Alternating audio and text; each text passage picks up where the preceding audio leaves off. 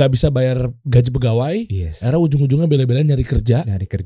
Ngegajinya waktu itu pakai apa? Jadi ada barang apapun digadein udah. Tapi tetap nggak cukup buat bayar gaji. Akhirnya ngomong ke karyawan, tunggu ya, saya cari kerja. Nanti gaji saya buat bayar gaji kalian. Wah.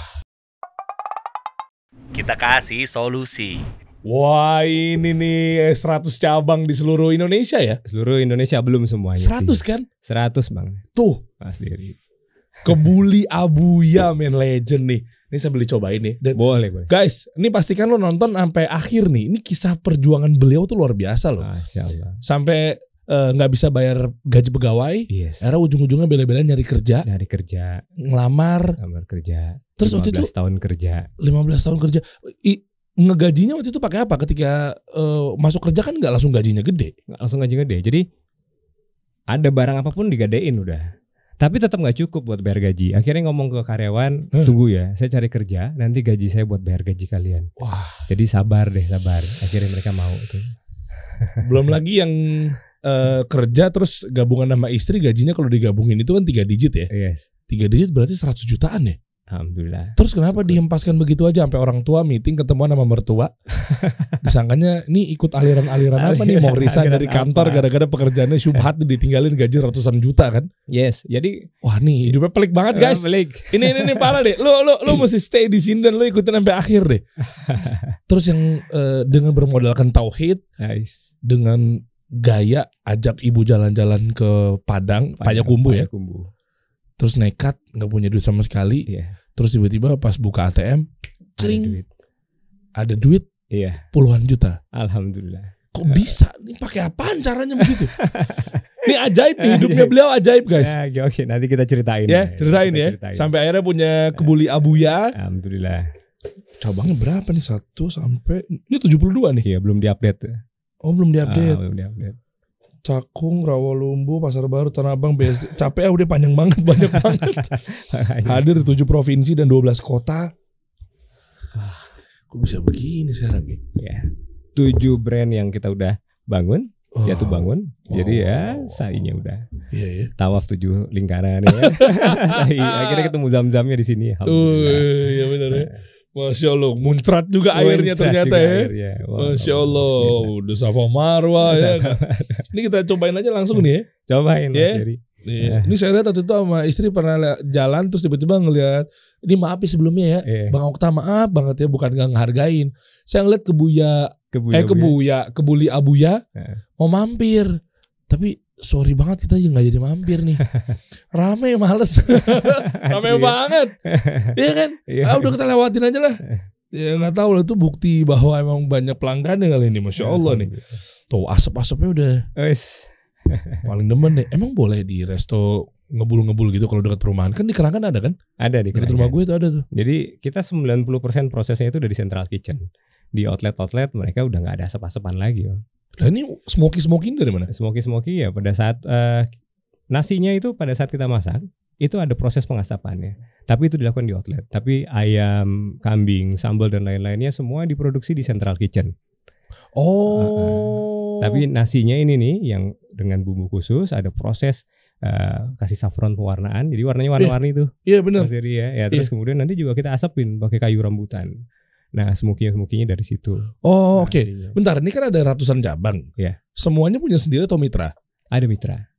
Oh, kalau mitra berarti ngambilnya mesti di Central Kitchen. Ya. Ada berapa Central Kitchen? Central Kitchen saat ini kita ada 3. Ada di Bintara, di Ciputat, kemudian di Sukoharjo. Sukoharjo baru jalan minggu ini. Sukoharjo Solo? Halo. Oh, deket Karanganyar. Istri nyokapnya, ya keluarga istri di Karanganyar tuh. Ya. Ya. Kita sikat ya. Sikat. Sebelum kita tanya-tanya perjalanan beliau sampai ngegadein tip nggak laku lagi.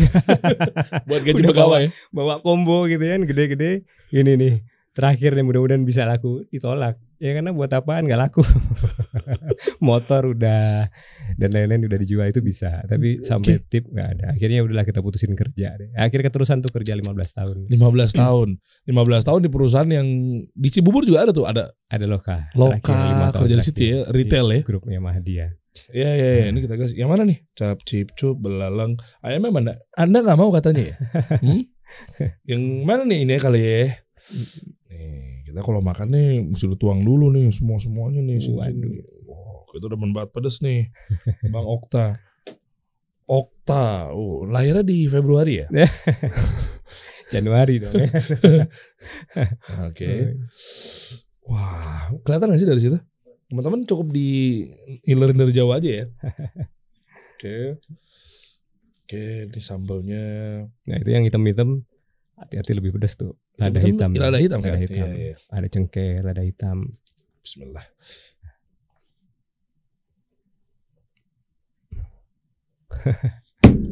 Masya Allah. Wah, gurihnya. Biasanya kalau restoran-restoran kebuli yang di Arab-Arab gitu, dia nggak berani segurih ini. Plain ya. Plain bener. Kan Indonesia kaya rempah Mas.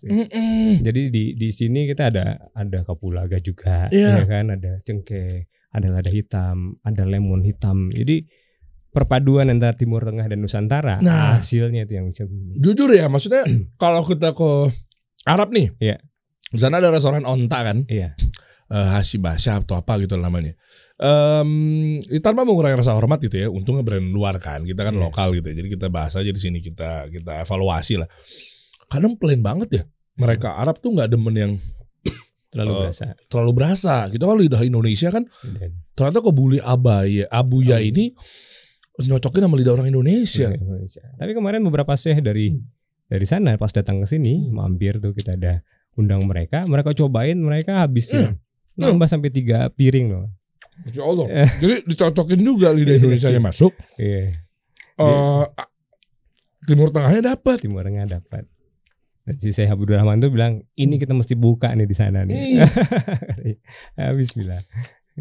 Saya bilang, waduh ini kita bertempur di tempatnya sendiri dong ya kan. Timur Tengah masuk ke sana, ibaratnya jualan makanan di rumah makan Padang ya kan, di Padang, rumah makan Padang. Dan mau buka di sana? Mau buka insyaallah, bismillah lah, tapi lagi on proses karena proses izinnya juga nggak gampang kan di Mekah Madinah. Oh, dua-duanya? Insyaallah. Oh, Masya Allah. Oh, enak loh. Bentar lo ya, saya nikmatin dulu sebentar ya. Cabenya juga ngeri loh ini. Tuh, langsung satu ungkep cabenya nih. Dan pedasnya tuh nggak yang nyelekit tapi ganggu gitu, tetap ada rasa juga ya. Ini satu loyang bisa habis sendiri nih sama orang sana tuh Mas. Maaf ya, saya coba. Atau lagi tanggung atau lagi. Atau lagi bentar. Wah, ngeri. Asapnya berasa. Menarik gitu ya. Ayamnya, nasinya basmati aman. Gulanya rendah. Seratnya tinggi. Iya benar. Cuma nggak dimakan satu loyang setiap sekali makan juga sih kayaknya ya. Kita mulai ya. Itu nggak? Satu lagi deh. Wah, parah banget, bos. Parah bos, sambal lagi bos. Tadi gue habis makan ini loh bang, di bawah ramen. Iya, di bawah. Sugaki kan? Habis Jumatan tuh sebelah Kokas tuh masjidnya. Masih ada space dong ya? Nggak tumben, biasanya ramen udah kena yang lemak-lemak, kita nggak nampung. Tapi kalau udah kena begini, mau diisi kayak gimana pun, tetap enjoy nih lambung nih. Waduh. Masya Allah. Soalnya kan biasanya kalau udah nggak ada space habis makan, kalau rasanya so-so ya nggak nampung. Mesti lapar banget kan. Sambalnya apa sih? Sambalnya ini benar-benar nggak ada campuran tomat. Jadi benar-benar sambal asli cabai. Ada cabai rawit merah campur sama cabai yang panjang gitu. Oh, yang merah yang panjang. Yang panjang. Bun. Oh, udah nyampe tusuknya baru mau itu lagi. Masya Allah. Nanti cobain aja di kota-kota kesayangan Anda nih. Anda coba deh. Gitu. Ngomong sendiri aja. Jadi ikutan lapar ngeliat ini, Masya Allah, mantap banget. Mantap, ayamnya empuk banget. Itu tonton. Masya Allah. Allah membalik. Oke. Kita mulai dari awal. Yap. Jadi dulu gimana kisahnya sampai akhirnya punya Kebuli Abuya ini loh. Kan panjang ya perjalanannya. Jadi kami itu bikin tuh setiap hari saya posting di LinkedIn, di sosial media. Kami punya mimpi 1000 cabang. Apapun bentuknya. Apapun bentuknya. Tapi mungkin pertanyaannya gini Mas Diri. Ada tuh ketika kami bilang kita buka 1000 cabang, 1000 cabang. Ada yang ngomong, Mas namanya rezeki kan Allah udah tetapin ya kan. Lu mau buka 1 cabang, 1000 cabang, tetap aja rezeki lu segitu-gitu aja. Gitu loh. Nah ini nih yang butuh diklarifikasi nih sama teman-teman di sana tuh. Kalau menurut Mas Diri gimana? Sebentar, ini kan stigma orang ketika mendengar kata rezeki, takdir udah ditentukan dan seterusnya. Betul. Anda gak usah kerja, tidur aja main Mobile Legend. Tiba-tiba kaya kok. Turun. Kan udah ditetapin. Jadi kan orang bilang rezeki lu tuh nggak akan habis sebelum lu mati gitu. Itu. Jadi banyak tuh akhirnya teman-teman yang ya ketika ditanyain loh salesnya kok kayak gini, Pak rezekinya memang udah segitu. Atau teman-teman, ayo dong lu usaha, mulai dong ikhtiar. Dia bilang ya kita nggak perlu ngoyo lah, rezeki kan Allah udah tetapin. Justru ini nih yang kita butuh dudukin ini Mas Diri. Jadi gimana? Ya, jadi gini Bang, ini kita bukan berbicara dalil, itu Bang porsinya Ustadz ya. Iya. Tapi yang kita fahamin, belajar dan seterusnya, mungkin juga gue punya salah. Artinya menyikapi stigma-stigma seperti ini, banyak orang mungkin nggak paham ya terkait bagaimana cara menyikapi tadi misalnya takdir, rezeki dan seterusnya gitu ya. Yang gue pahamin itu kan ada yang takdir memang udah ditetapkan, ada yang memang harus diikhtiarkan dan seterusnya gitu loh. Nah mereka ini nih gimana ya, sumbunya pendek gitu loh, pemikirannya mindsetnya tuh cetek. Mohon maaf ya, soalnya kalau mindsetnya kayak begitu, gimana Allah tidak akan merubah suatu kaum sebelum kaum itu berubah sendiri. Betul, itu satu. Yang kedua, Allah sebagaimana prasangka hambanya. Nah, betul. Ketika kita ngomong, sepi Pak, udahlah biar aja Pak, rezeki udah diatur Pak. Gara-gara hujan kali, prasangkanya buruk mulu. Kapan lu kayaknya, bos? Tong. Jadi itu juga yang kemarin disampaikan ke teman-teman. Memang taruhlah kalau di lain kayak gitu, misalnya memang rezeki kita ini nggak akan nambah nih Mas Diri. Tapi ada hadis yang bilang kan khairun nas anfa'uhum linnas. Sebaik-baiknya manusia adalah yang paling banyak manfaatnya untuk orang lain gitu kan. Nah, kita bilang nih, memang rezeki lu segitu-gitu aja udah. Saya mau buka 1 cabang, 1000 cabang, memang segitu-gitu aja. Tapi kan ada manfaat nih. Kalau saya buka, gampangnya gini deh.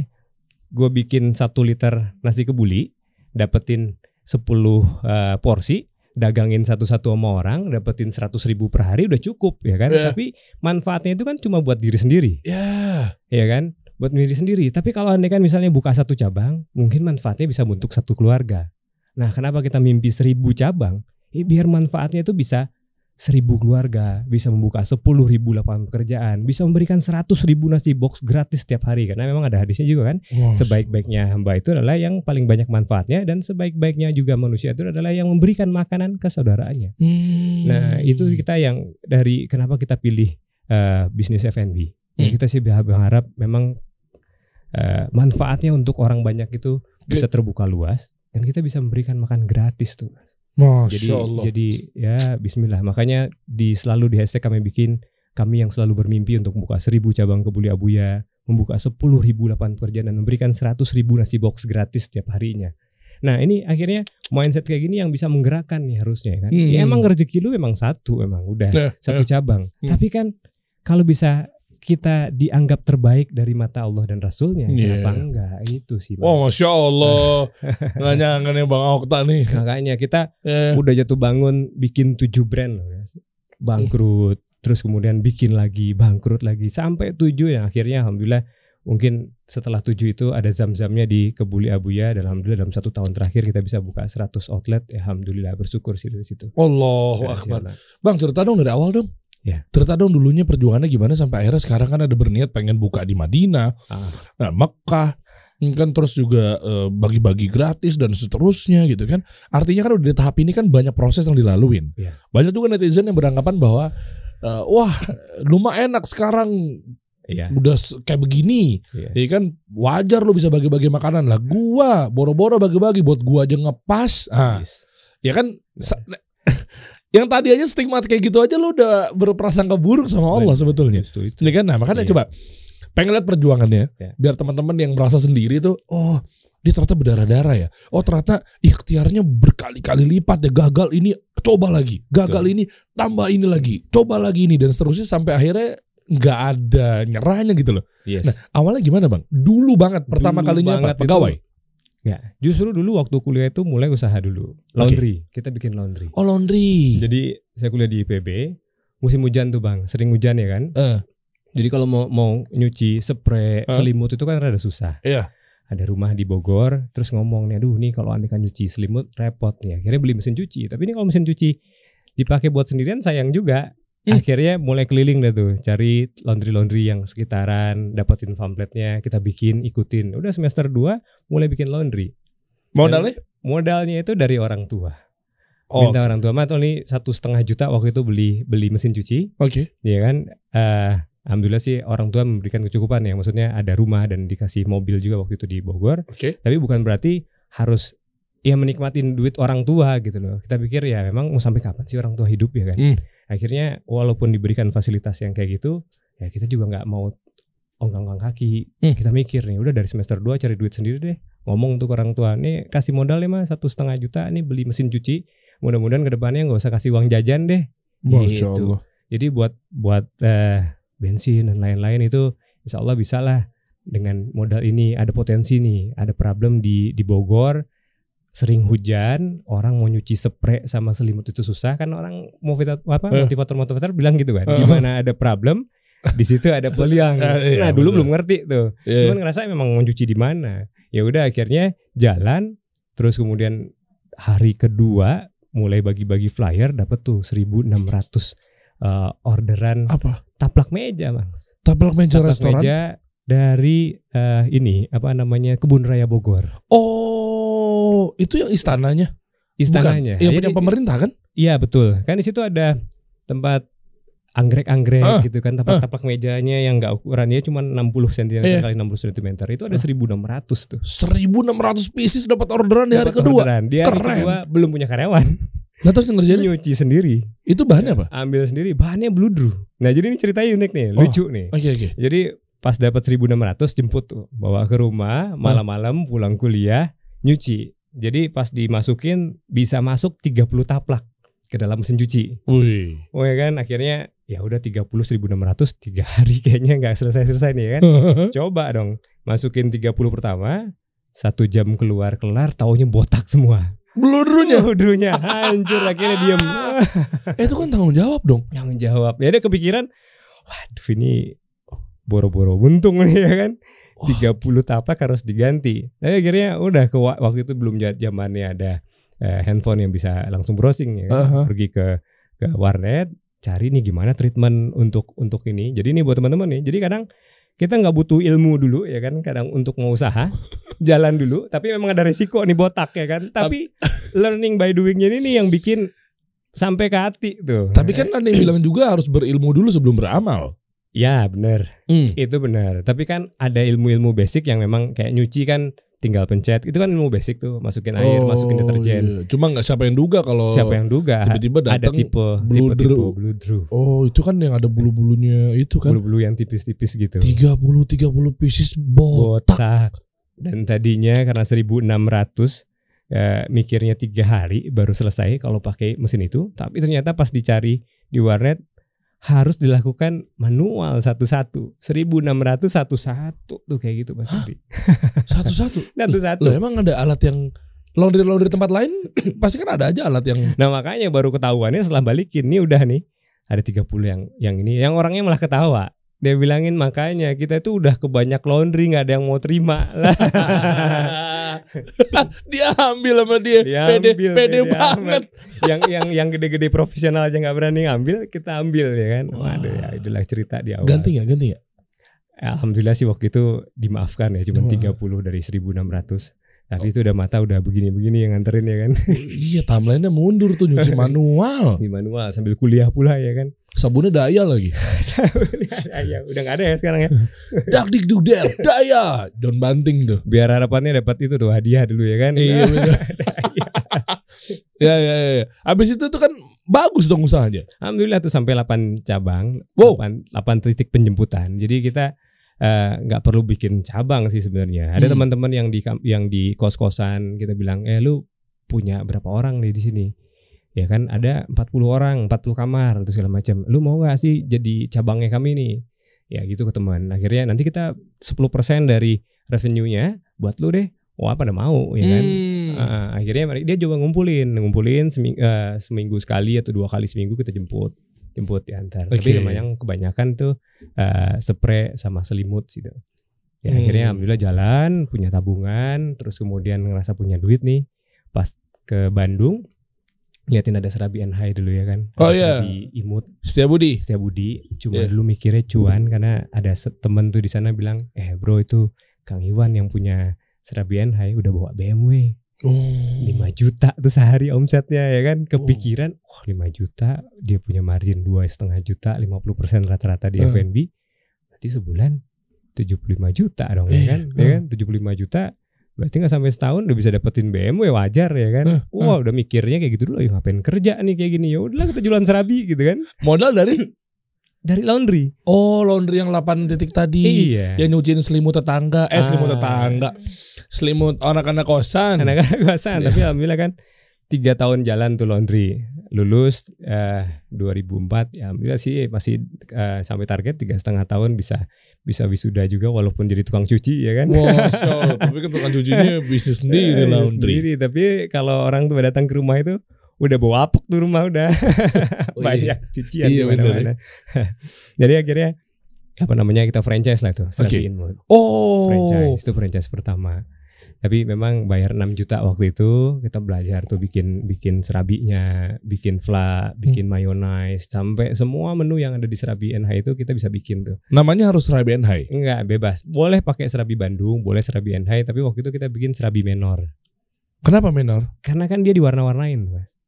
Serabinya ada pakai fla warna orange, ada strawberry, ada coklat dan lain-lain. Jadi Menor. Nah, waktu itu brand pertama bikinlah Serabi Menor. Di mana lokasi? Nah, ini yang salah pertama tuh. Jadi udah bangun tuh tempat 3 lantai karena di Bogor itu tanahnya ke bawah, di samping SMA 7 Bogor. Tanahnya ke bawah, kita bangun 3 lantai atasnya yang pas di pinggir jalan. Ya kan? Jualan di situ udah mikirnya karena memang ada tanah di situ, terus kemudian bikin sesimpel itu. Tapi kan kalau dekat SMA marketnya berarti anak SMA, ya kan? Sementara Serabi ini makanan malam, nggak ketemu, ya kan? Itu problem pertama. Jadi ketika kita jualan, lah ini malamnya orang udah sepi banget, jualan ke siapa, ya kan? Terus kemudian akhirnya mulai sepi dah tuh. Terus tapi Serabi ini kan kita dagang jualan atau nggak jualan, kosnya jalan terus. Si kayunya ini kebakar terus kan, ya kan harus standby. Dan itu mesti pakai kayu rambutan. Itu susah ternyata di Bogor. Kenapa harus rambutan? Karena kalau andekan yang enggak itu lebih cepat, lebih boros itu. Lebih boros. Jadi kayu rambutan ini memang bagus. Cuma ternyata kayu itu pun juga kalau di suhu yang panas, maksudnya di siang hari kita jualan itu, makanya kalau di Bandung itu kan jualannya sore sampai malam tuh. Kalau siang-siang jualan pagi sama siang itu lama matangnya memang. Jadi problem yang kedua adalah servisnya jadi lambat karena kita targetnya siang, kita jual ke anak-anak sekolahan. Tapi anak sekolah kan punya keterbatasan waktu. Mereka mau sekolah dan lain-lain. Tapi kita jualan di siang hari nggak matang-matang serabinya. Lama. Jadi itu problem yang kedua. Itu nyari kayu rambutannya itu Mas Diri. Sampai ke Parung. Di Parung itu kita mau beli kayu rambutan sama yang tukang arangnya bilang ini kayu rambutan loh. Pak ini bukan kayu rambutan, ini ringan banget. Terus kemudian kita contohin kan, pecahin gitu, prok, marah tuh dia. Kita sampai dikejarin sama parang tuh. Serius? Beneran. Masih ingat tuh sama kakek-kakek. Wah kurang ajar lu, berandalan gitu dia gitu kan. Dagangan sampai begitunya tuh nyariin si arangnya itu. Aduh ini mikirnya ini bisnis ternyata gak segampang itu. Yang kepikiran cuma BMW gitu ya kan. Tapi harus dipikirin tuh yang namanya market. Ya kalau ini kan targetnya malam, kita jualan di siang hari, siapa yang mau beli?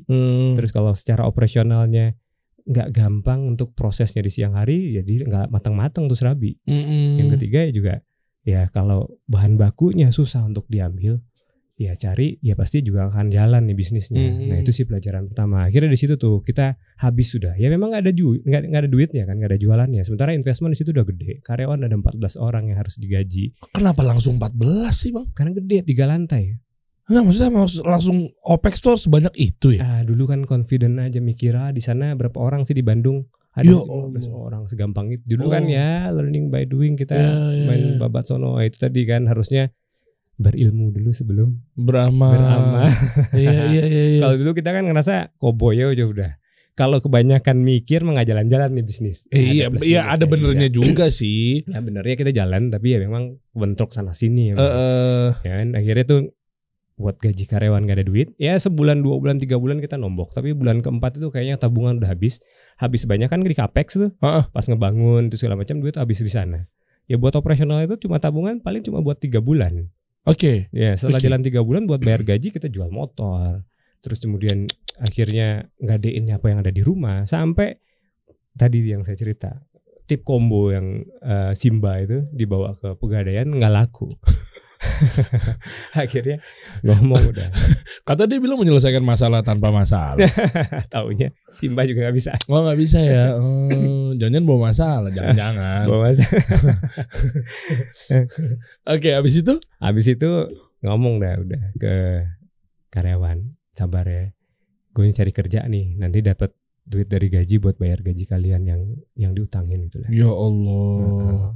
Ya udah akhirnya kerja. Cuma memang niat awal kerja itu pengen cari tempat yang bisa belajar lah. Kayak gimana sih ini sebenarnya bisnis gitu kan. Kalau andai kan kuliah lagi udah ya teori agak susah kali ya. Bisa langsung learning by doing. Akhirnya coba waktu itu di Bogor itu ternyata bukan bikin Carrefour sih, ada swalayan waktu itu. Cuma dibangun. Isunya waktu itu akan bikin Carrefour. Terus? Coba deh ngelamar tuh di Carrefour, kirim email, alhamdulillah dipanggil. Nah pas di interview, nah ini juga positifnya nih. Punya pengalaman di laundry sama di Serabi itu Mas Diri. Pas lagi interview gampang diterimanya. Apa hubungannya? Jadi kan kita fresh graduate nih sebenarnya. Tapi pas di interview dibilang punya pengalaman apa, kan baru lulus tuh. Ceritain dong, saya pernah nyuciin baju orang, pernah botakin taplak meja, pernah jualan Serabi begini, pernah dikejar parang pakai parang nyari arang dan lain-lain. Dan itu sebenarnya sama HRD itu menarik buat mereka ternyata. Menarik kan di sisi apa? Bukan itu jadi kelemahan. Jadi pengalaman kan. Jadi ya mungkin dia menganggap ini memang walaupun baru lulus tapi mentalnya udah teruji nih. Oh ngerti. Jadi udah banyak makan asam garam, kehidupan, problem. Iya benar. Kan kalau kita dapat problem itu biasanya kita terlatih. Jadi insya Allah lebih pintar, insya Allah harus tahu nih ngindarnya kemana, ya kan? Biasanya kan kayak gitu. Benar. Jadi banyak masalah sebetulnya banyak belajar di situ. Jadi setiap ada problem kan ujian lagi ya. Mungkin itu yang menganggap akhirnya alhamdulillah terus baru pertama kali interview akhirnya diterima tuh di Carrefour, masuk ke program ETP namanya. Executive Training Program, jadi kayak MT-nya begitu. Dan gaji kan nggak bisa langsung gede kan? Enggak. Waktu itu di awal hanya 2,75, 2.750. Loh, bayar gaji pegawainya gimana? Belum, jadi ya nyicil dari sana. Ya kan dari gaji itu sendiri, tapi memang nggak langsung kebayar. Terus kemudian pas kerja di situ ternyata memang benar di Carrefour itu kalau andai kan nggak punya pengalaman pahit sebelumnya, banyak yang mental memang. Jadi kita dikasih job tryout kan, suruh 3 hari dulu job tryout. Masuk ke toko, dicobain di sana, ternyata berangkat kerja itu kan kalau di Carrefour FTTP itu mungkin teman-teman yang di Carrefour juga pernah berangkat pakai dasi, kemeja putih rapi, tapi nyampe di toko kita buka itu semua. Dasi kita buka, kemeja kita buka, kita pakai kaos dalam doang, udah ngerapin gudang. Loh, kenapa direpot-repotin pakai dasi dulu berangkat kalau ujung-ujungnya kutangan? Ya justru itu. Jadi namanya sales manager. Jadi ATP itu untuk calon sales manager kan. Tapi di tempatnya itu ya benar-benar di toko itu ya udah. Ya kita itu udah kayak ya itu mereka yang kerja di gudang-gudang yang ngerapin gudang, barang datang ngerapin semuanya. ATP itu rata-rata kita 9 bulan itu begitu. Nggak bisa langsung milih. Gue yang di RTI. Nanti jadi kalau di sana gitu. 9 bulan itu 3 bulan pertama namanya on the job training. Kelilingin dulu semua departemen, terus kemudian baru spesialisasi, masuk ke departemen yang mana yang kita mau. Baru setelah itu kita ada panel discussion lulus atau enggak lulus gitu ya kan. Baru setelah itu ada penempatan. 3 tahun tuh di outlet di Carrefour. Jadi ada pernah di Carrefour Duta Merlin waktu itu mereka lagi renovasi itu. Di Carrefour Duta Merlin bukan cuma 24 jam tuh kerja. Pernah 38 jam, 40 jam dan lain-lain tuh. Hah? Nggak tidur? Nggak tidur. Jadi kalau andaikan sekarang anak-anak sekarang ngomong wah 9 jam 10 jam kerja ini Anda lemah. Anda lemah. Wahai Gen Z, Anda lemah. Kita 36 jam 40 jam. Jadi di Carrefour Duta Merlin waktu baru masuk masih spesialisasi waktu itu. Lagi renovasi Mas Eri. Jadi lantainya itu tadinya pakai cor-coran gitu kan. Mau dikeramikin.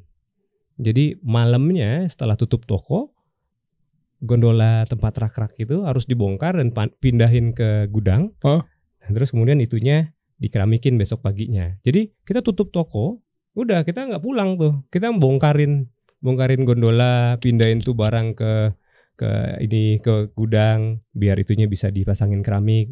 Besoknya bagian yang sudah selesai di keramik, yang sudah kering, kita angkat dari gudang, display lagi ulang, susun lagi gondolanya.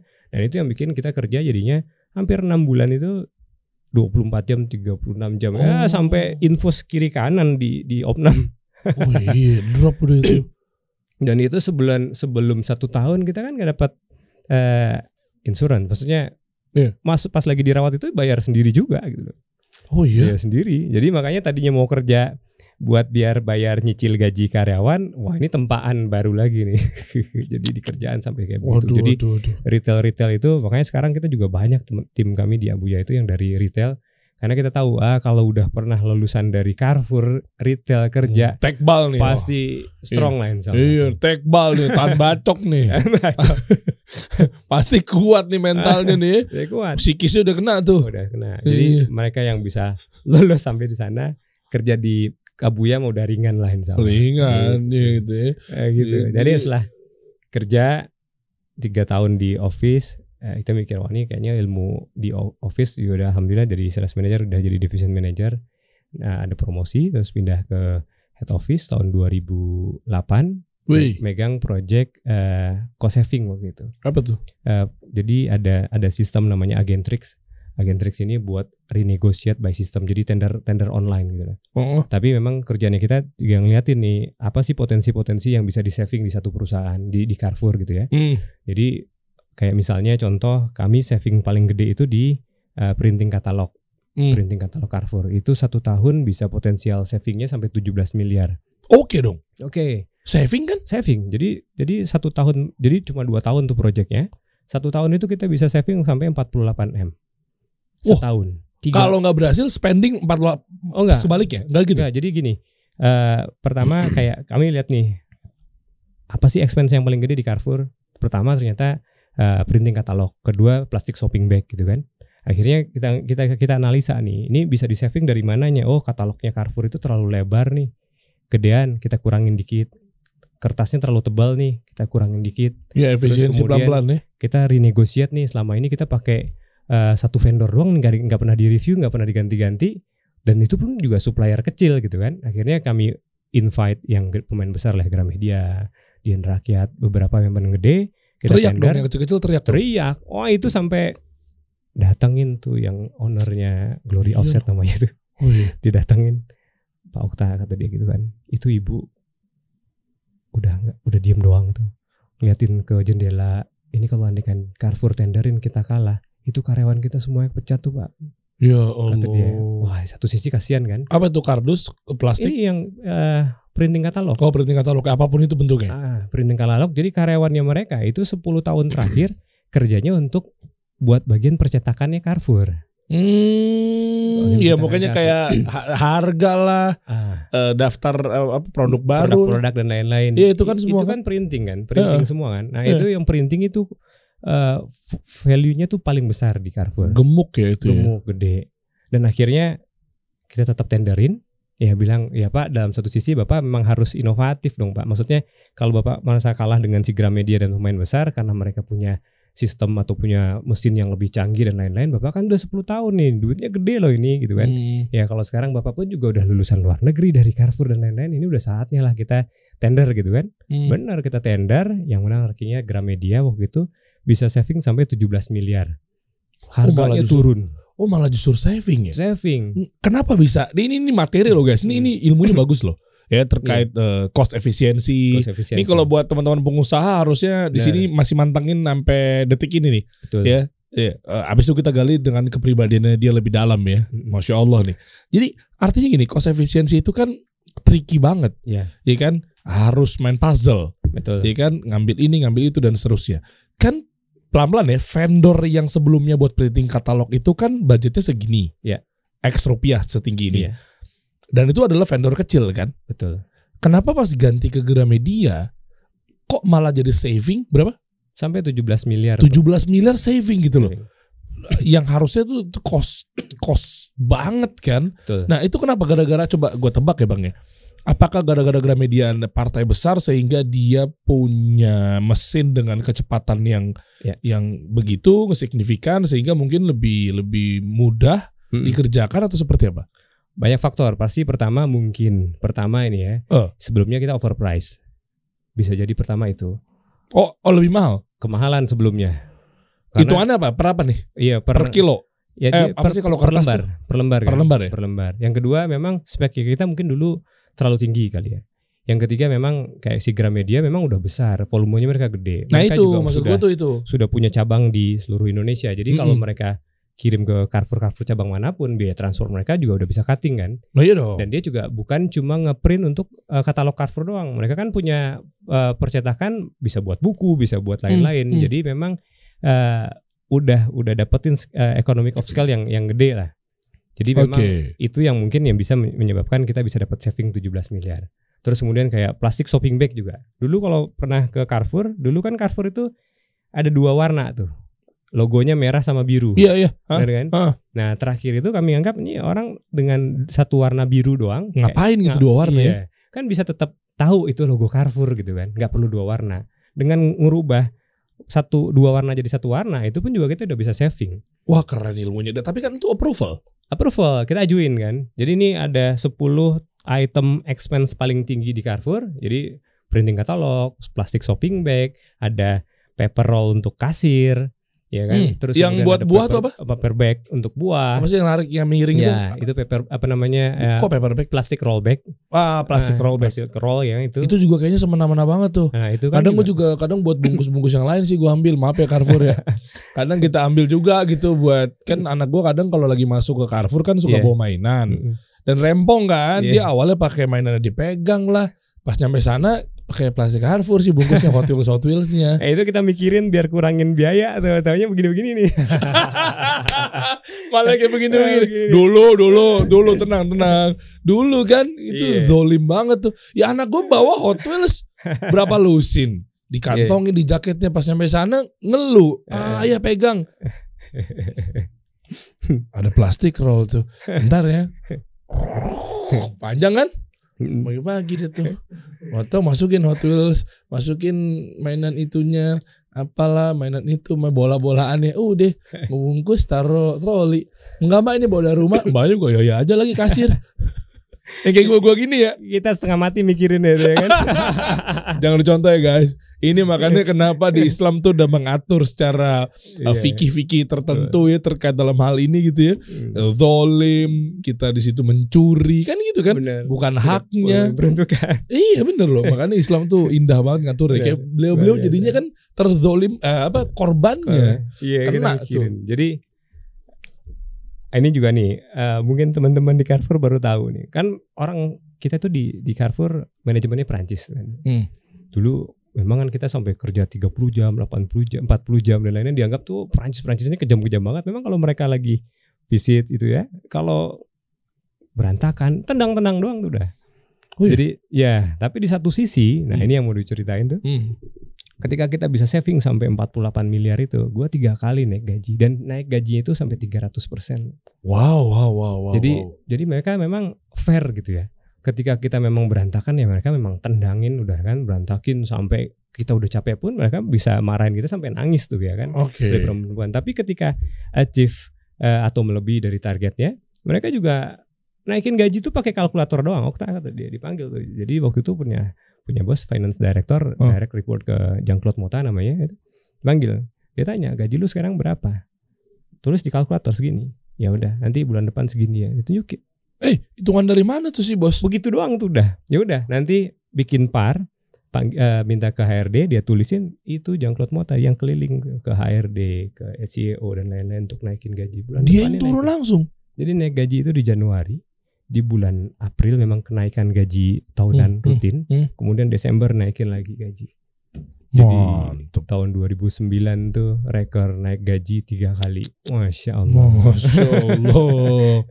Carrefour tuh ya. Luar biasa. Waktu itu zaman masih jayanya. Iya, sebelum dibeli Trans. Sebelum di Trans. Trans kan 2011. Itu 2009. Masih ada gak sih Carrefour? Carrefour udah gak ada. Kan sekarang jadi ada. Transmart kan. Iya. Oke, dan ini menarik ya tadi. Lanjut, abis itu bertahannya dari duit-duit yang bergelimang itu dan seterusnya. By the way berapa gajinya kalau boleh tahu dulu di Carrefour? Dulu waktu di Carrefour kasih tahu nih. Nggak tahu, ada confidential nggak? Nggak ada. Jadi di 2009 itu sudah 30 jutaan sih waktu itu. Level apa 30 juta? Waktu itu division manager level, senior manager sih waktu itu. Oh. Tapi memang rata-rata waktu itu senior manager itu paling cuma belasan ya. Kok bisa lu 2 kali lipat bang? Ya alhamdulillah tuh karena memang ya bisa dapetin 3 kali naik gaji itu kan. Oh bener ya. Kalau memang di perusahaan gue pernah denger ya, makanya ada istilah divisi risk and efisiensi bla bla bla gitu ya. Dia kalau bisa bantu perusahaan untuk saving sekian, dia bisa bantu untuk mengefisiensikan, itu rewardnya beda tuh. Betul. Ada. Iya kan menyelamatkan perusahaan kan. Iya. Jadi kemudian ya itulah sampai 10 tahun, hampir 10 tahunan di Carrefour. Setelah 2 tahun project cost savingnya selesai, pindah ke bagian procurement, terus sempat ke site development. Jadi expansion sampai terakhir tuh di bagian site analysis. Site analysis ini kita keliling tuh, jadi ke Malaysia, Singapura untuk ngeliatin lokasi-lokasi. Jadi kalau andaikan Carrefour buka di lokasi itu, kira-kira bisa untung apa enggak gitu loh. Jadi itu ada division khusus namanya set analis. Terakhir itu di Carrefour sebelum resign itu di set analis itu. Jadi megangnya waktu itu untuk Carrefour Indonesia, Carrefour Malaysia, kemudian Carrefour Thailand waktu itu 3. Itu keliling, itu kerjanya keliling mulu tuh, udah jalan-jalan, udah jalan-jalan yang dibayar sama perusahaan. Wah, enak bener hidupnya.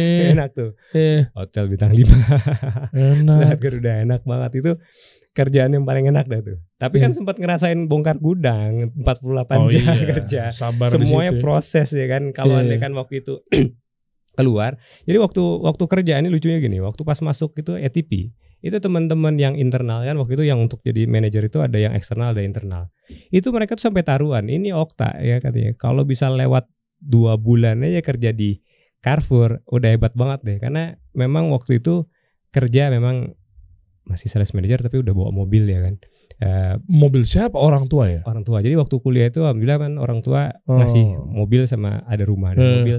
Waktu itu masih Vios lah, tapi oke lah Vios. Itu ya lebih daripada gaji division manager pun belum dapat mobil kan di Carrefour. Baru store manager ya Val yang dapat. Jadi ini kayak anak mami nih ya kan gitu. Oh, ngerti gue. Kerja di mobil emang mau nih bongkar-bongkar gudang. Ya, gitu. ngerti gue. Tapi kalau kayak gitu, makanya sekarang juga ngomong ke teman-teman lu, kalau andaikan memble nih bentar-bentar resign, bentar-bentar nggak betah dan lain-lain, nggak melakukan prosesnya, kapan mau jadinya gitu ya kan. Jadi nggak masalah, mau manfaat itu nggak harus usaha kok, kerja pun juga bisa bermanfaat kan ya kan. Kalau misalnya di kerjaan masih banyak yang bisa dipelajari, ya kayak di Carrefour bisa di operation, bisa di cost saving, di procurement dan lain-lain, ya nggak usah pindah-pindah dulu, daripada pindah kerja mulai dari nol lagi, pindah kerja mulai dari nol lagi, berproses. Jadi dapetin dulu ilmunya, baru setelah itu kan sampai sekarang jadi kita bisa terapin ilmunya. Kayak misalnya sekarang Carrefour itu, kalau dulu sebelum masuk kerja di Carrefour, taunya Carrefour tuh ya dapat cuannya dari jualan produk ya kan. Iya ya, betul. Beli ini, jual ini, marginnya berapa begitu. Tapi ternyata nyatanya banyak pintu untuk nyari duit tuh dari satu usaha. Jadi kalau kita mau punya usaha, ya jangan cuma fokus ke satu titik aja cari cuannya gitu kan. Nah kayak di Carrefour, mereka dengan jualan produk itu kan cuma bait-nya aja tuh, basic satu untuk datengin traffic. Ketika traffic udah banyak, dia bisa jualan pilarnya untuk dipromo gitu kan. Jualan katalognya untuk orang mau masuk produk di sana. Ada back margin juga. Terus kemudian pilar-pilar atau gondola-gondola, top gondolanya dia jual, floor display dia jual, dan itu jualnya mahal. Duitnya dari sana sebenarnya. Oh, jadi buat teman-teman yang bisnisnya di retail gitu ya, terutama artinya kita harus pintar-pintar memonetize ya. Benar. Harus nambah revenue stream atau stream income gitu ya. Sehingga nggak melulu di produk aja. Lu ngambil berapa sih paling produk Citato berapa sih ngambil? Ya kecil lah, paling cuma 10% lah ya kan? Iya. Kadang malah kayak kita jualan susu bayi itu kan value-nya tinggi tuh. Ya Pediasure misalnya kan, ratusan ribu, 300 ribu, tapi margin cuma 5%. Hilang satu butuh 20 produk yang dijual untuk nutupin satu yang hilang ya kan. Itu kan banyak banget itunya. Nah, dari stream income yang banyak itu yang paling tinggi yang mana? Yang paling tinggi pasti dari yang pertama itu mungkin kayaknya dari ini listing fee. Jadi kan ada ribuan produk yang di Carrefour kan. Setiap orang mau masukin jualan Carrefour bayar listing fee. Oh, bayarnya berapa sih? Itu beda-beda sih. Kalau produk yang mahal kayak groceries itu lebih tinggi. Tapi yang fresh produk kayak buah, sayur dan lain-lain itu nggak terlalu besar. Tapi detailnya kurang paham. Tapi di situ banyak tuh duitnya. Terus kemudian kayak gondola-gondola ada bagian depan. Mereka tuh bisa sewain itu ratusan juta. Gondola yang mana sih? Gue lupa lagi. Gondola itu yang rak buat pajangan produk.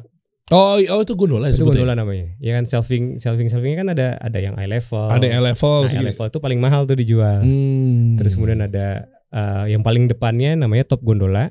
Nah, itu bagian top gondola itu kan untuk dikasih promo-promo. Bener. Nah, itu juga mahal tuh. COC itu yang dekat kasir.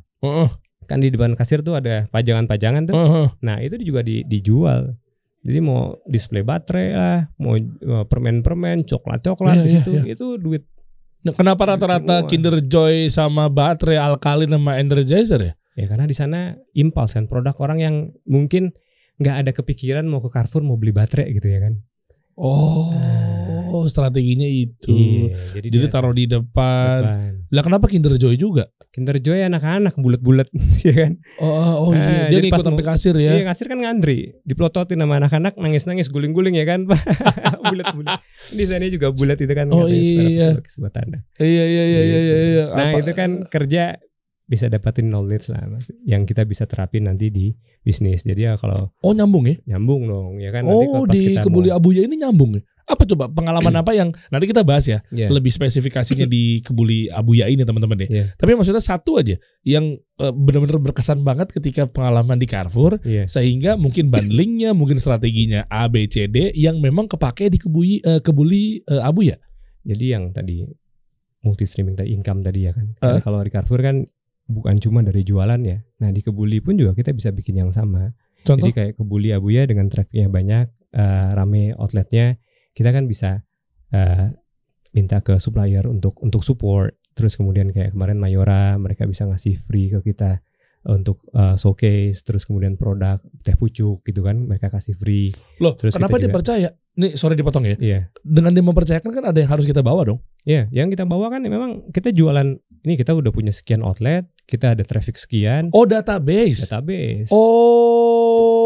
Ngerti. Traffic sekian. Kalau andai kan pajangan lo di tempat kami bisa diliatin segitu banyak customer gitu kan. Ya itu kan berapa sih cost mereka yang harus sebenarnya untuk ngiklan. Ini kan cuma ngasih kita free good misalnya. Ya, free good itu kan kita bisa kasih untuk ke customer nantinya. Jadi kita bikin promo tanpa ada keluarin budget promo. Jadi misalnya beli nasi kebuli ayam 15.000 gratis teh pucuk gitu kan. Kan secara hitung-hitungan kan nggak masuk ya kan. Tapi kalau teh pucuknya gratis kita dapetin dari Mayora, ya kan masuk gitu loh. Itu kan nambahin. Keren juga ya. Kayak begitu-gitulah. Terus strategi-strategi buat datengin traffic apa lagi ya? Biasanya kan kalau di Carrefour atau di retail itu, kenapa sih setiap weekend tuh harga jadi promo ya? Iya, karena memang ketika orang mengambil keputusan untuk mau pergi belanja, pasti ada satu faktor X-nya gitu kan. Sabtu Minggu biasanya. Sabtu Minggu, misalnya yang selalu dikeluarin kan biasanya minyak goreng atau susu bayi atau diapers dan lain-lain. Which is itu kan kebutuhan bulanan yang memang rutin. Ketika ngeliatin koran, wah ini minyak goreng lagi murah banget nih di sana. Akhirnya datang ke Carrefour, tapi akhirnya kan mereka belanja yang lainnya juga, yang akhirnya belanja bulanan yang lain. Jadi Oke. Oh, koran misalnya apa? Kompas. Kompas. Kan biasanya kan rata-rata kan promo di situ kan mereka kan. Betul. Jadi terus ada tanda panah ke bawah sama tanda panah ke atas gitu ya. Yes. Rata-rata kan tanda panah ke bawah semua tuh. Karena harga lagi turun Lagi semua turun, gitu. Lagi turun ya gitu. Oke, itu mungkin masih wajar ya. Yeah. Tapi mungkin dengan behaviornya Sabtu Minggu dan hari libur keluarga disikat di situ doang. Ya. Nah, terus di Kebuli Abuya juga gitu. Kita pakai promo makan di tempat yang 15.000 itu. Tahu. 15 tempat. Jadi ketika kita ngasih promo, kenapa makan di tempatnya 15.000 dan take away-nya 20.000 gitu. Nah, itu kenapa tuh? Kok beda tuh? Apa ini cost dari box? Enggak, sebenarnya memang strategi kita untuk dapetin social validation-nya tadi. Ketika outletnya rame, terus kemudian orang yang tadinya bingung mau makan apa, itu rame tuh. Atau sebaliknya ketika mau pergi makan tempat outletnya sepi, nggak jadi datang gitu kan. Jadi itu validation yang dibutuhin sama customer kadang-kadang kan. Keren namanya keren. Social validation. Keren, gue suka nih. Iya kan, jadi kan rata-rata tuh apa keluarga gue apalagi bini gue tuh. Kalau ngeliat tempat agak sepi langsung justifikasi tuh. Kayaknya nggak enak deh ya. Kenapa? Sepi. Iya benar. Iya kan. Tapi ketika motor pada ngantri, jaket-jaket hijau pada ngantri dan seterusnya, tervalidasi, valid nih berarti nih. Tapi kita nggak bikin. Ada beberapa teman-teman di kuliner yang memang pas opening biar kelihatan rame mereka bayar kan, ngasih orang untuk ngantri. Kita nggak kayak gitu. Ini memang real, memang customer yang datang, dan memang kita bikin strategi di outlet itu ada yang tempat lesehan sama yang ini tempat duduk biasa. Itu juga strategi. Kenapa lesehan? Karena di lesehan itu kan relatif orang akan mengendap, ya kan. Jadi mereka makan di sana, kita memang siapin buat orang mengendapnya itu. Jadi agak mager-mager gitu. Iya, makanya nyender-nyender sama keluarga, ngomong dan lain-lain ya, biar tadi pas mereka makan di tempat, mereka juga nggak cepet-cepet pulang. Tapi ada satu bagian yang memang kita bikin mereka rotate. Jadi tempat duduk yang dibikin nggak empuk, yang bikin panas, maksudnya kayu gitu ya. Mereka kalau duduk lebih dari 15 menit tuh udah nggak nyaman gitu kan, nggak ada senderan dan lain-lain. Nah itu yang tempat yang muter. Jadi satu tempat yang mengendap, satu tempat yang muter. Jadi begitulah. Ada teknik F&B-nya ternyata nih, Teguh Wisnu. Saya pikir Teguh Wisnu mukanya mirip. Ya. Iya bener ya. Ternyata ada strategi-strategi itu. Akhirnya ya udah mau nggak mau dia silih berganti. Betul. Yang lesehan malah terlihat, restoran ini jadi rame nih gitu ya. Benar. Oh iya, harga dine in lebih murah. Yes. Ya kan ketimbang dia take away. Betul. Beda 5.000 lumayan, ya udah deh mendingan gua stay di sini aja. Ya. Kalau full gimana? Kalau full ya memang akhirnya mereka take away kan. Oh, dapat juga tuh cuan tuh. Tapi kalau mereka makan di tempat kan kita bisa jual minuman. Kita bisa jual martabak Mesirnya kita. Cross selling dia. Sekalian kena semuanya. Iya. Nah, kalau traffic rame kan kita ada dokumentasi yang bisa dijual ke supplier juga. Nih loh, traffic kita rame, lo gak mau ngiklan di kita gitu. Wah, ternyata banyak monetize ya guys. Harus pinter-pinter, banyak perusahaan-perusahaan F&B tumbang tuh ya, FMCG tumbang tuh gara-gara dia gak ngerti cara monetize. Betul. Revenue stream. Taunya ya udah duduk ngedokem aja, nih ada sotonya, nih ada minumannya, selesai, tungguin aja. Ya kan? Padahal kalau kita tahu yang di atas sana kayak misalnya Lion Air bukan cuma jualan tiket, duit paling gedenya kan bukan dari sana gitu ya kan. Kayak McDonald bukan jualan makanan tapi propertinya. Dari propertinya kuat ya. Jadi ya sama sekarang sih, kalau malah di F&B itu yang mungkin sekarang banyak justru pendapatan tertingginya di personal branding ownernya, dan mereka bikin jualan buku, jualan seminar dan lain-lain. Banyak kan sekarang pemain-pemain F&B yang memang banyak punya tempat konsultan dan lain-lain yang bisa bikin itu, dan itu jauh lebih gede income-nya. Betul. Yang positif banyak, yang jual ludah juga banyak. Iya. Kayak ikut-ikut lah itu. Iya. Nah, sekarang sampai di titik punya Kebuli Abuya. Iya. Modalnya gimana? Kan cabut dari Carrefour berarti kan? Iya. Yang tadi kan sempat gue singgung di awal tuh Bang. Iya. Iya kan? Jadi sama istri kalau digabungin tuh gajinya sebetulnya ratusan juta. Iya. Ya nggak ratusan ya, 100 lebih lah. Iya ratusan kan itu kan, 3 digit kan. 3 digit, ya. Nah terus cabut, orang tua agak mempertanyakan gitu loh. Yeah. Dan ini nyambung nggak barengan atau beda jarak sama yang ente bawa orang tua ente ke Payakumbuh? Itu setelah resign. Jadi Dari Carrefour 10 tahun pindah ke grupnya Trakindo namanya Mahadia. Terus kemudian kita buka apa? Loka ya? Ya, ada Loka supermarket di Cibubur, ada sempat buka 4 cabang, tinggal 1. Terus kemudian ada F&B-nya, ada Carl's Junior Burger, ada Wingstop, ada Karibu Coffee gitu. Oh, segrup itu ya? Satu grup. Nah, tapi kita juga sebenarnya ada bikin Bakerhood juga yang bikin sendiri, ada food theater, ada terus kemudian Philo Coffee. Jadi bikin sendiri juga. Nah, itu 5 tahun di sana. Di sana lebih banyak belajar tentang F&B lah.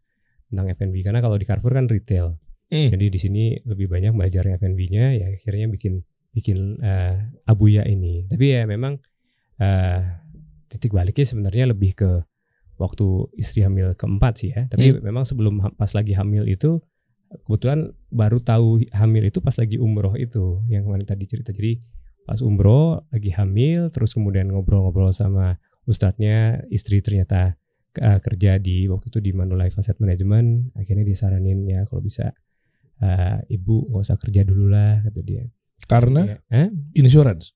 Karena mungkin insurance, terus reksadana yang masih ada unsur berbunga, maksudnya nggak usah malu-malu riba lah, ya nggak usah malu-malu riba. Ya udahlah, akhirnya ya udah kalau bisa sih jangan lanjut kerja istrinya, so cukup lah insya Allah dari Mas Okta yang kerja gitu. Memang kadar Allah akhirnya memang Allah tunjukin arahin ke saya itu tuh hamilnya bermasalah, akhirnya sering masuk rumah sakit karena rentan. Ya akhirnya memang kita putusin ya udahlah istri nggak kerja gitu kan. Nah itu yang bikin orang tua nganggapnya ini ngaji di mana nih, ya kan udah kerja enak-enak, anak sekolah. Jenggot udah tumbuh, udah tumbuh. Istri udah pakai besar, jilbab besar. Ya begitu. Gitu. Jadi ya ini tadinya kan posnya 2 nih. Satu yang buat bayar cicilan ya kan, yang satu untuk biaya operasional keluarga. Akhirnya satu harus hilang, ya memang mau nggak mau ya udahlah kalau nggak kerja kita harus tetap butuh tambahan. Jadi carinya bikinlah F&B, namanya waktu itu yang pertama kedai Abuya. Ini kan saat ini Kebuli Abuya, waktu itu kedai Abuya. Tutup tuh sekarang. Kedai Abuya masih ada, tapi dari 26 cabang waktu itu sempat rontok, udah tinggal 2 cabang. Wah, drastis juga ya. Iya. Jadi di F&B itu sampai bikin 7 brand waktu itu kan. Sempat yang ayam asap Abu Dhabi juga. Nah itu kan waktu itu sempat supply ke 5 cabang juga. Itunya yang prosesnya ternyata di central kitchennya nggak memungkinkan untuk di scale up gitu kan. Jadi ayam asap ini kita minimum itu 6 jam butuh sampai dia matang karena nggak langsung kena api. Jadi dari tongnya itu posisi api sekitar 1 meter ke atas. Jadi matangnya itu benar-benar cuma dari asapnya aja, panas asap yang tongnya itu. Nah itu kan which is kalau andai kan kita mau punya mimpi 1000 cabang bisa kebakaran ya kan. Kelilingan karena waktu itu 5 aja tuh udah ngasap kemana-mana dan memang susah untuk quality controlnya juga. Tingkat kematangan dari satu ayam dengan yang lain ini pun juga nggak begitu. Padahal rasanya tuh enak banget. Itu juara banget rasanya. Cuma memang mau bikin standarisasi nggak mudah. Akhirnya bangkrut. Nah, gitu. Akhirnya kita bilang ya udah nih nggak memungkinkan untuk scale up. Akhirnya lama-lama tutup. Waduh. Kita bikin bakmi Madinah. Terus kemudian ada masalah internal. Ya kan kita jualan mie itu masih memungkinkan untuk ada warung di dalam warung lah. Oh maaf nih, oknum pegawai bermain. Iya. Jadi dia bermain bahan baku. Udah kebaca tuh dari dulu tuh warung dalam warung. Iya. Jadi gimana polanya tuh kalau boleh tahu tuh? Mereka kan ngerasa kita kan nggak nyuri, ini kan barang kita yang kita dagangin. Jadi mie-nya mereka beli sendiri di pasar, mereka dagang jualan mie-nya, tapi mie-nya bukan pakai mie kita, mie mereka sendiri gitu kan. Pak Ul, gimana sih? Iya kan? Terus uangnya masuk mana? Uangnya masuk mereka dong. Hai mantap, tidak nyuri Anda. Iya Anda dagang memang. Tapi dagang Anda caranya yang salah. Masa begitu? Wah parah. Minuman kita juga pernah jualan minuman kekinian Thai tea, coklat dan lain-lain gitu ya. Namanya kita pernah kasih namanya brandnya Minum, tapi bukan minum yang pakai Oh iya. Minum itu doang. Itu juga luar biasa tuh. Kenapa? Kita udah bikin per saset. Jadi which is sebenarnya biar standar sama ya kan. Jadi kalau coklat udah disasetin, ditimbang, digramasi gitu ya, dipaketin satu-satu. harusnya normalnya kan gampang banget kan, tinggal tuang, tambahin susu Carnation dikit, udah tambahin es, selesai jualan gitu kan, atau ada yang di blender, kan sesimpel itu. Tapi kenyataannya di lapangan nggak kayak gitu. Gimana? Ya mereka ada yang polanya nuangin cuma 75%-nya, ya kan, 25% nabung, setiap jualan 4 cup mereka punya tabungan 1 cup gitu kan. Ada yang kita beli aqua galon, mereka reimburse-nya aqua galon, tapi ternyata dia belinya pakai isi ulang, kayak gitu-gitulah, masih macam-macam. Giliran dapat kerjaan ngemis-ngemis, nggak gitu. Giliran dikasih kerjaan begitu, pas dipecat bingung, nggak dapat kerjaan nganggur lagi, tolong pak. Anda gimana sih? Udah pulang kampung nggak balik-balik, ya kan? Udah nikmatin pas begitu duitnya habis, Pak, boleh nggak pas saya kerja lagi tempat Bapak? Gitu aja polanya gitu tuh. Aja udah. Iya. Nah justru dari situ, dari 7 brand itu kita belajar. Ini Kebuli Abuya sepertinya puzzle-nya sudah komplit. Jadi kayak tadi ayam asap yang prosesnya susah, ini dengan oven yang bisa sekaligus puluhan atau ratusan ekor sekaligus jalan, itu kan prosesnya simple dengan standar yang bisa lebih aman gitu kan. Terus kemudian nggak ada warung di dalam warung, sempit lah, kecil lah kemungkinannya. Karena kayak kita sekarang di Kebuli Abuya jualin pakai basmati. Basmati kalau mereka karyawan beli ketengan, tempat jualnya pun juga nggak banyak. Dan walaupun dapat harganya mahal. Dulu waktu kita jual ayam goreng, ayam geprek dan lain-lain, masih memungkinkan mereka bawa ayam ungkep sendiri dari rumah untuk jualan. Tapi kalau sekarang di Kebuli Abuya kita pakai ayam panggang. Nah itu kan ayam panggang yang potong 4 dan kemudian butuh alat lah, butuh oven kan mereka. Bumbunya pun juga spesifik. Jadi mereka kalau mau bawa itu dari rumah nyamper sendiri agak repot tuh. Kalau ayam ungkep kan gampang. Sial dikejebak. Jadi kita kunci deh tuh. Terus kemudian dengan volume yang makin banyak, kita kan kenapa sekarang kita buka kemitraan? Ya biar kita berkolaborasi deh nih, biar dapetin volume banyak. Ya mungkin kayak samalah kayak minuman apa yang dari Cina itu yang lagi viral. Oh, es krim. Es krim 21 ribuan cabang gitu kan. Mereka kan lebih ke bisnis supply chain. Mereka nggak akan bisa dapetin bahan baku serendah itu dan bisa jualin es krim semurah itu kalau kan volume mereka nggak punya kan. 8.000 tapi bisa seenak itu, sesusu itu, sevanila itu. Betul. Nggak mungkin dia nggak punya supply chain yang sehat banget ya. Betul. Sehat nih ya. Makanya di F&B supply chain itu juga fondasi tuh. Yang kedua yang sebenarnya yang pengen bikin lebih cepat lagi yang kita proses adalah kayak di Kebuli Abuya. Kalau di sana mereka mungkin sudah ada unsur food technology kali ya. Jadi kayak ada serbuk dan nggak tahu ya bahannya apa, tapi dengan yang bukan susu tapi rasanya udah benar-benar kayak susu gitu kan. Bisa Mang? Ya kayak kita misalnya minum white coffee lah misalnya. White coffee itu kan bukan dari kopi ya kan. Tapi dari sesuatu yang dia bikin dengan teknologi sehingga rasanya udah kayak kopi dan orang udah ngerasa ngopi gitu kan. Nah teknologi yang kayak begitu yang kalau ditemuin di F&B itu bisa gede banget tuh. Jadi kalau di Abuya problemnya itu di kebuli dulu kan proses masak kebuli itu repot banget. Orang kalau mau masak kebuli dulu itu harus pakai dandang yang besinya itu tebal banget. Terus kemudian mereka setengah jam sebelum matang itu harus dimatiin apinya, harus ditungguin banget nasinya dan lain-lain, prosesnya juga panjang. Nah kami di Kebuli Abuya kita coba tuh membuat satu sistem, akhirnya proses masak kebuli itu segampang bikin Indomie gitu. Wih keren. Nah makanya kita bisa buka banyak cabang tanpa butuh skill karyawan. Itu juga salah satu inovasi yang kami lakukan yang mungkin bisa menjadi positif atau kelebihan yang di Abuya ini sekarang. Jadi nggak gampang untuk karyawan untuk ada warung di dalam warung. Prosesnya juga lebih mudah. Kita juga udah dapetin volume yang lebih besar sehingga harga bahan baku supply chain-nya jadi lebih murah. Terus ada unsur inovasi atau teknologi dari sisi bikin nasi kebulinya itu. Wah, ini gitu. Insya Allah kalau konsisten, kalau dilakukan dengan menggapai keberkahan dari Allah gitu kan, ya kan dengan serius.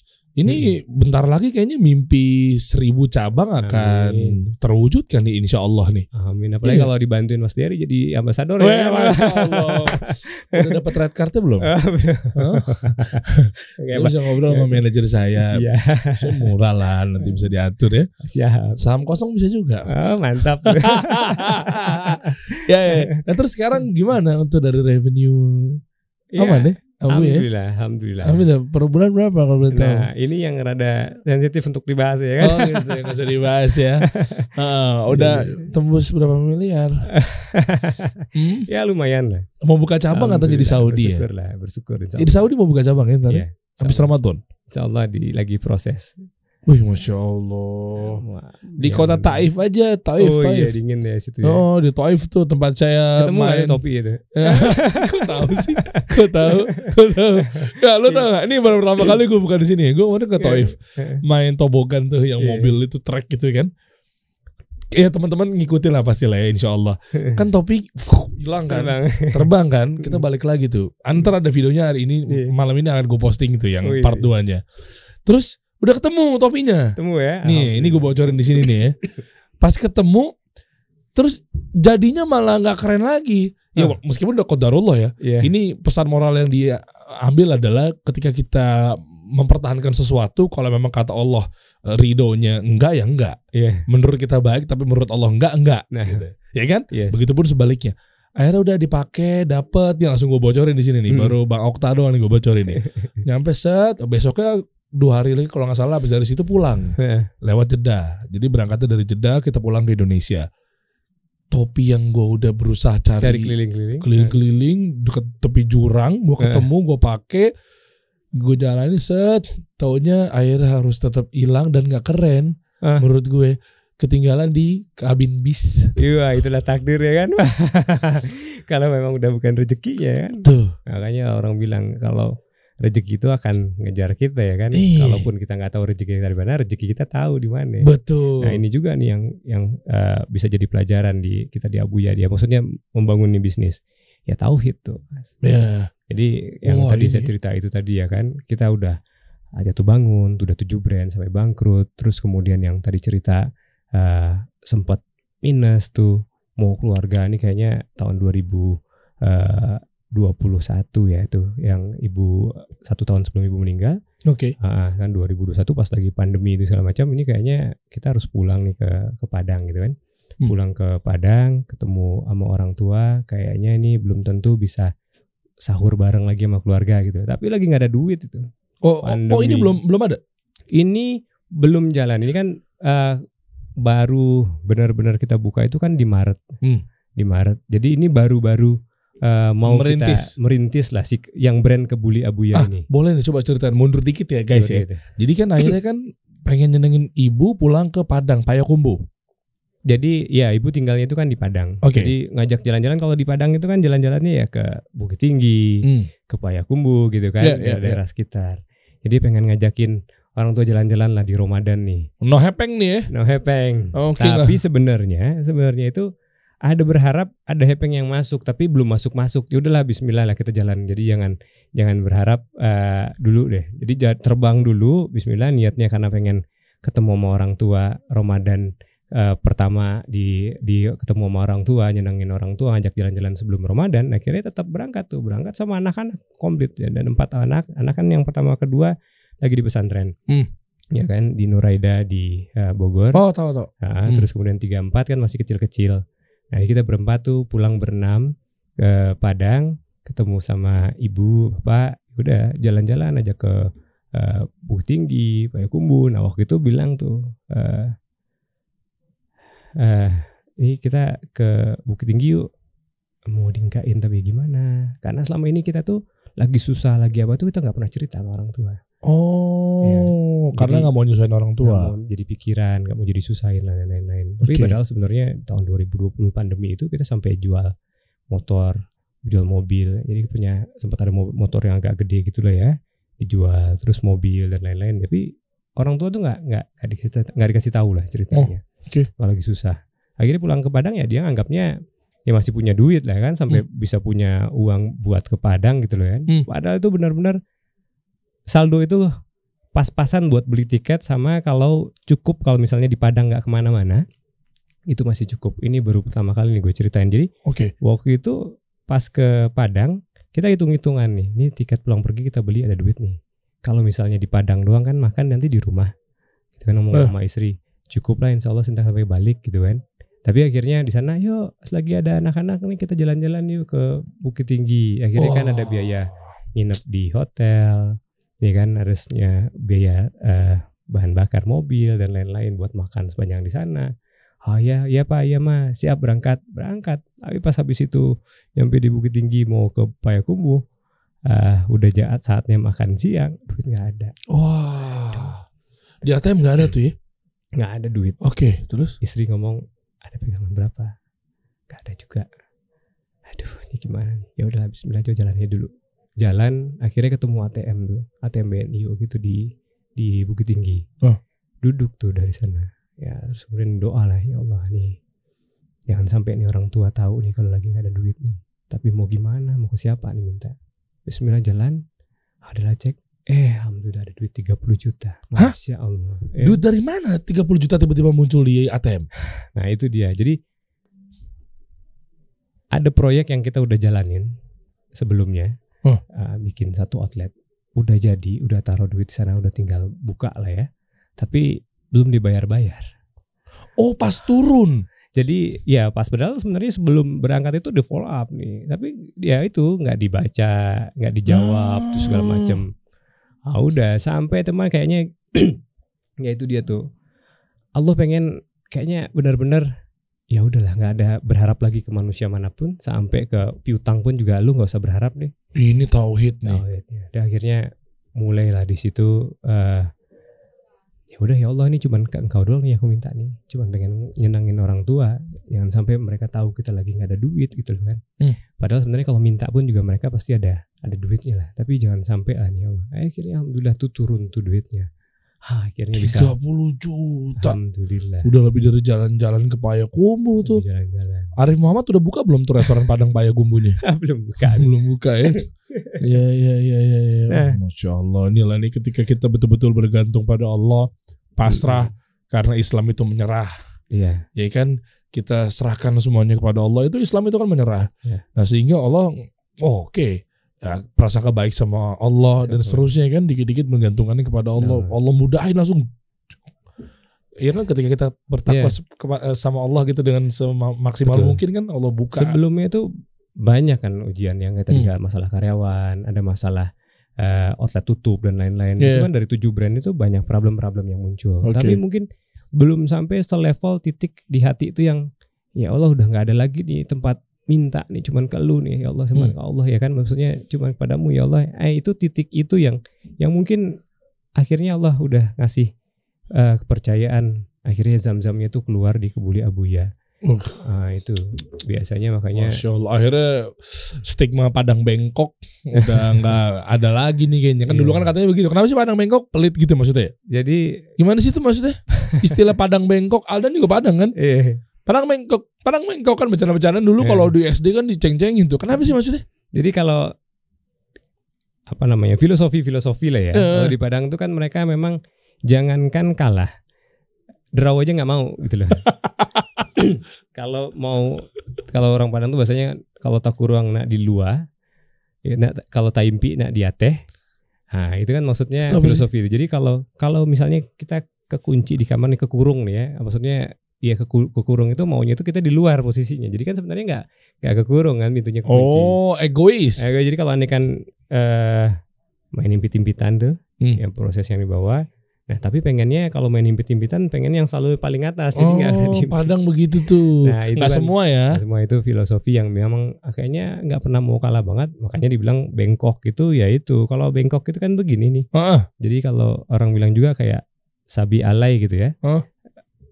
Sabit tau kan? Sabit. Nah, kalau sabit itu kan begini nih.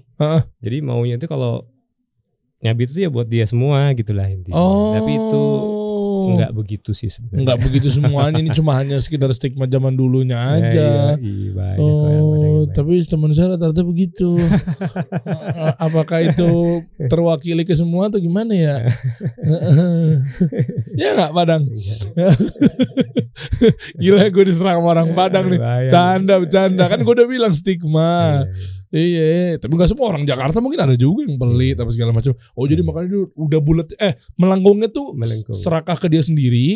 Filosofinya ya, katanya begitu mitosnya. Bengkok. Plus dia juga maunya, tadi ditindihin gue gak mau nih, gue atas. Di dalam ruangan gue maunya kesini nih.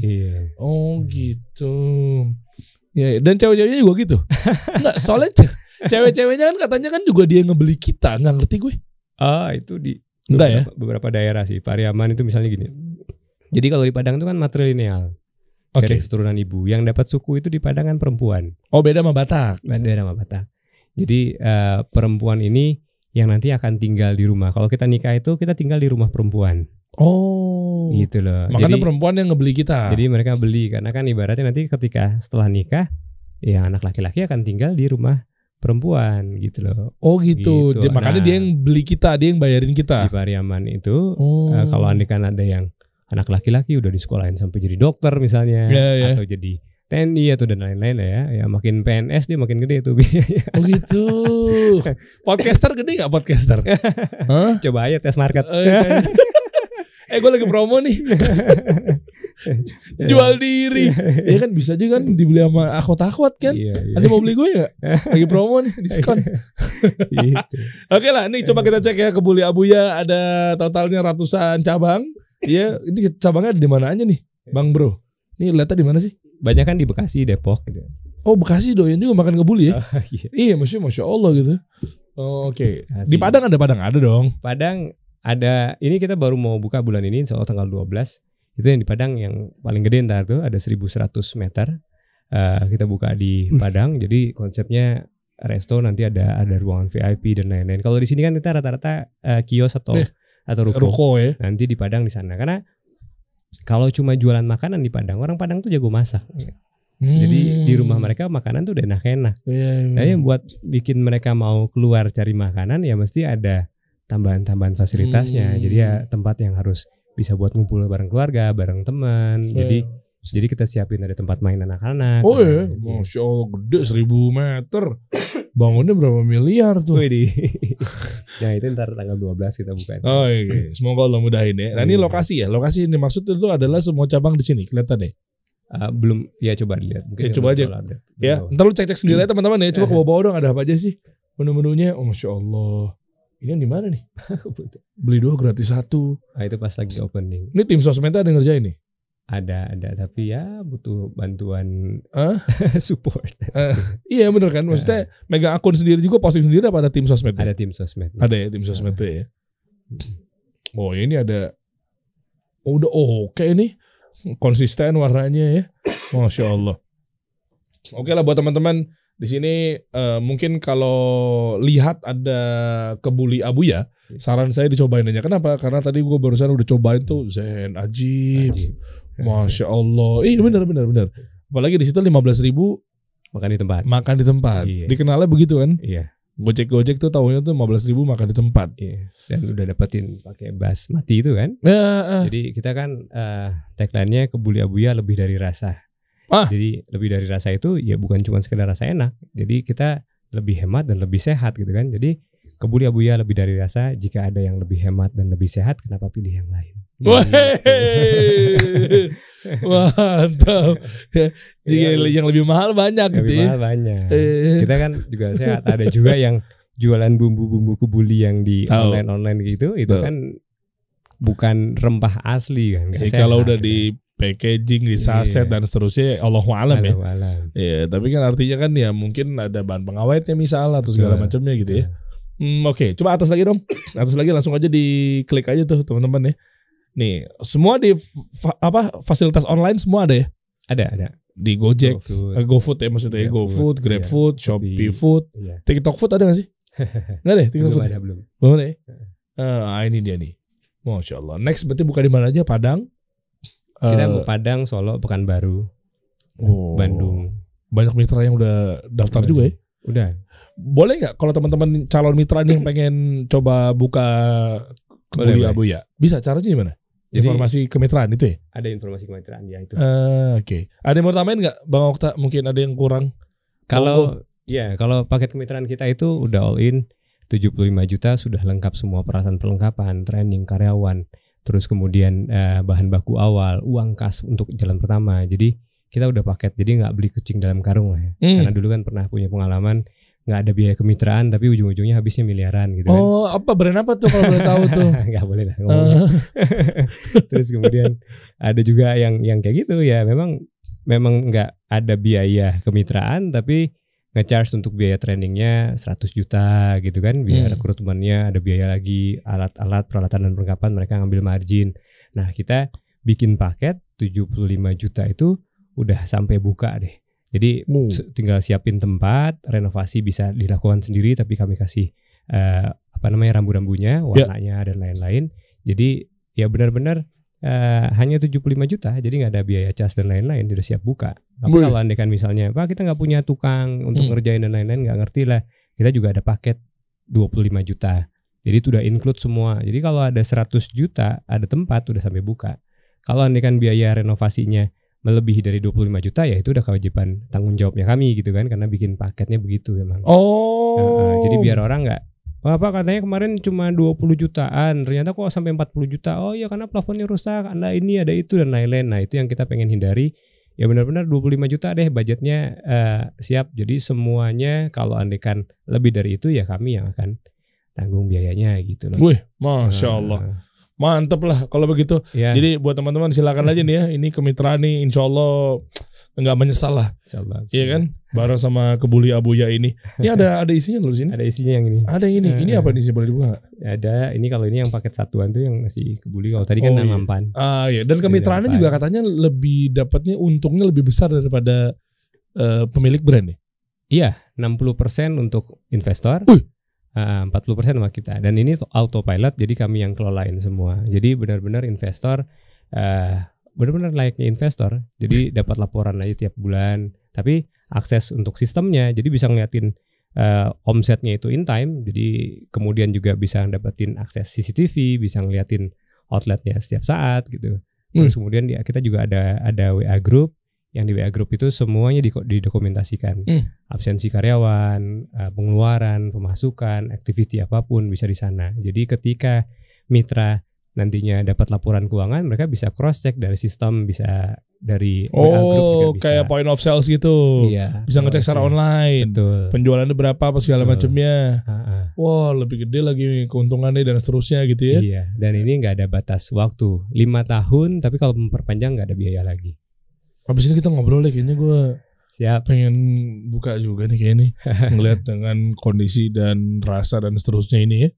Masya Allah. Boleh kita buka deh ntar insya Allah deh. Siap. Di Al-Ula. Mantap nih. Iya mantap di sana nih kan. Boleh teman-teman langsung aja cek aja deh info kemitraan dan seterusnya ada di situ semua. Dan ternyata dari kesimpulan obrolan ini teman-teman berusaha terus ya. Jadi ada yang memang ngerasa bahwa ini kayaknya Allah nggak adil, istighfar teman-teman. Istighfar. Beliau itu aja dari nol berdarah-darah ya sampai akhirnya sekarang memiliki 100-an cabang, ya kan? Nah maksudnya Anda kejar, jangan mikir gara-gara takdir udah ditentuin segini, ngedokem aja diem doang. Betul. Susah kalau begitu hidupnya. Mau kaya nggak? Ayo, lu mau kaya? Gue juga. Ayo sama-sama. Gitu ya. Ada kalanya kalau untuk masalah kaya, ngejar rezeki, dikit-dikit bengkok boleh lah. Jangan dong. Tetap harus lurus itu mah. Itu jangan diikutin ya. Berarti yang boleh bengkok adalah yang apa? Kalau yang boleh bengkok ya Padang doang gitu. Balik lagi gitu. Ini bercanda doang ya guys ya. Gue diserang nih sama orang Padang. Bahaya nih. Asosiasi Padang Internasional gue diserang nih. Thank you Bang ya. Kita kasih solusi.